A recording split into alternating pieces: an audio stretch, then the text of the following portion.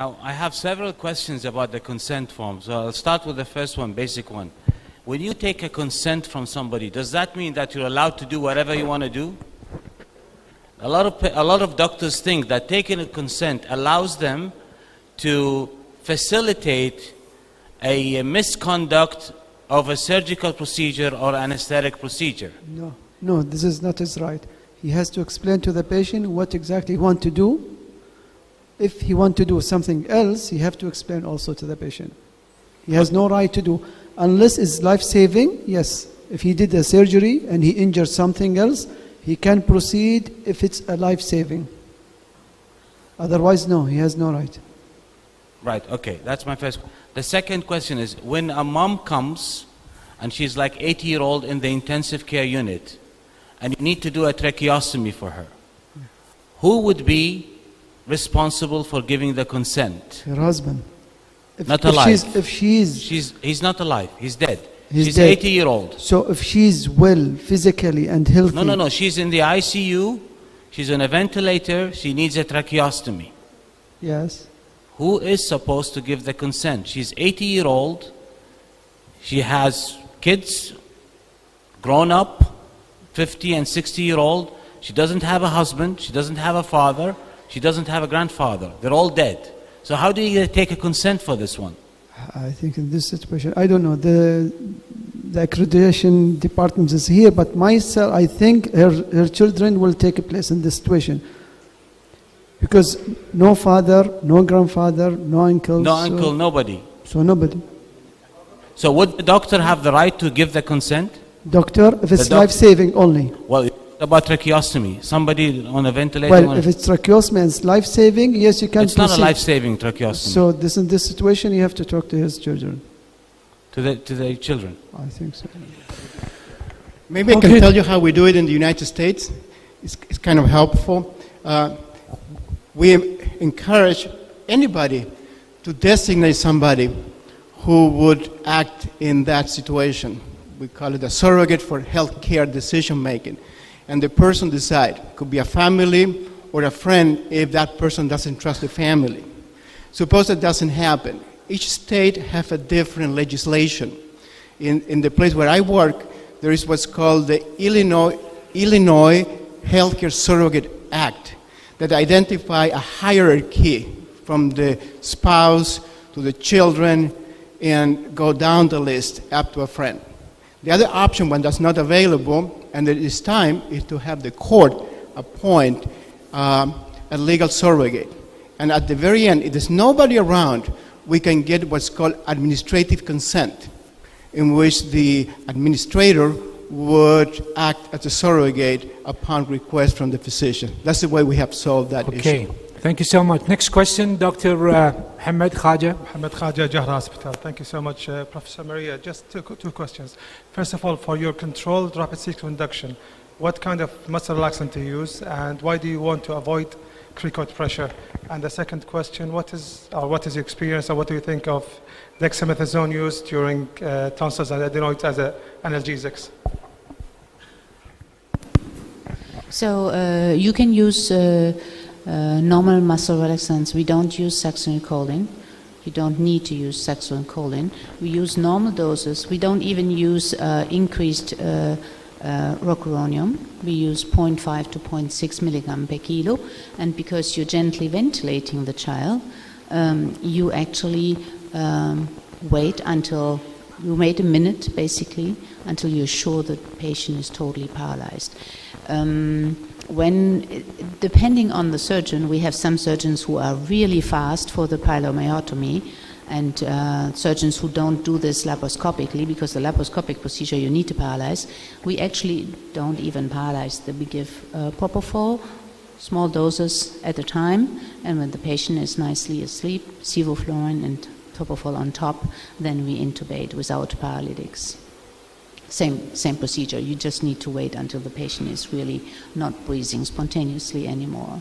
So your second question was the cricoid pressure. Well, the cricoid pressure in children has no meaning at all. You obstruct totally, you actually hinder the intubation, and even in adult, it has never shown, no study has ever shown that the cricoid pressure prevents aspiration. And when you look at the case reports, many of the case reports, it was done with cricoid pressure, and then the cricoid pressure was somehow released because intubation was difficult, and then the patient aspirated. So there is no need for cricoid pressure. Okay. Oh, the dexamethasone for in combination, you mean for the TNA patients? So the dexamethasone together makes a little sedation. Oh, dexamethasone. Oh, yeah, we give dexamethasone, of course. We give dexamethasone all our, for the tonsillectomies, we give 0.5 milligrams per kilo of dexamethasone, but for PONF, for nausea and vomiting prevention, we give 0.1 milligram, and to every child. And the new guidelines that came out in published in 2015, actually, before that it was said under the age of 3 it's very rare and you should only treat it when it happens, when the child is vomiting or nauseated. A little child has a hard time to tell you, I am nauseated, I don't feel well, they're just unhappy. But so the new guidelines actually say that you should at least give one of the prophylactic drugs, or Zofran or dexamethasone. And for TNAs, we always give both. Thank you, Professor. Next question from gentleman standing. Ahmed Al-Wakil, KCC. My question is Dr. Gazmouri regarding the ICU outreach. Is there any chance to develop any scoring system that can help us to decide this patient benefit from early ICU admission rather than avoidance of ICU admission for patients who is most likely will die from these? Some patients are especially cancer patient, terminal patient who has multiple metastases and will not benefit from ICU admission, multiple organ failure. There is a chance to develop this scoring system that help us in taking the decision in patients to ICU? You mean, okay.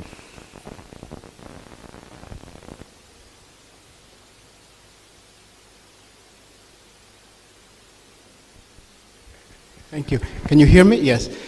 You asked if we can use it to decide not to admit the patient to ICU, correct? If you have a scoring system. A scoring system to say this patient will benefit from ICU admission rather than using ICU outreach to develop the supportive service to the patient in the ward to avoid unnecessary ICU admission.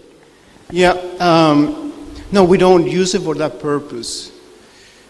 We have a low threshold for ICU admission, and there's some data recent in the literature suggesting that having a low threshold helps to take care of problems early on.